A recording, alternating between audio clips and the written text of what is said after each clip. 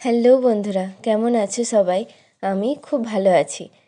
আর ঠান্ডার কারণে আমার গলার আওয়াজে সমস্যা হতে পারে।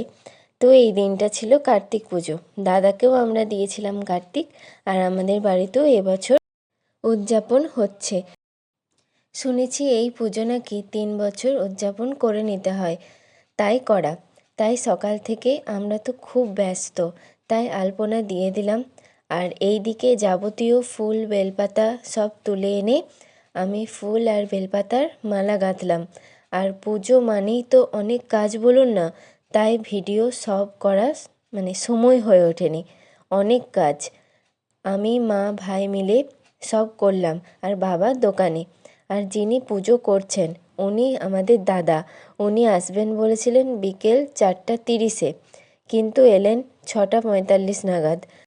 আর পুজো মানেই তো অনেকটা বড় প্রসেস, তাই এত কিছু ভোগ, লুচি, সুজি, নারকেল নাড়ু, প্রসাদ, ভাজাভুজি, চিনি পিঠা থেকে শুরু করে এত কিছু প্রসাদ অনেকজনকেই দেওয়া হয়নি, কারণ পুজো শেষ হয়েছে রাত্রি 11:30। তখন কি সবাই জেগে থাকবে বলুন? তাই দাদাদের বাড়িতেও নিমন্ত্রণ ছিল, যাওয়া হয়নি। তাই পরের দিন দুপুরে পুজো শেষে সুতো কেটে চিড়া প্রসাদ গোটা পাড়ার সকলকে দেওয়া হলো।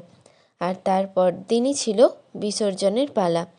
তাই মা, কাকিমা, বৌদিরা সবাই মিলে এসেছিল বরণ করতে আর মিষ্টি জল খাওয়াতে। আর বিসর্জন শেষে সকলকে মিষ্টিমুখ করিয়ে ভিডিওটা তাহলে এখানেই শেষ করছি। তো চলুন, আসবো আবার নতুন একটি ভ্লগ নিয়ে। ভালো থাকবেন।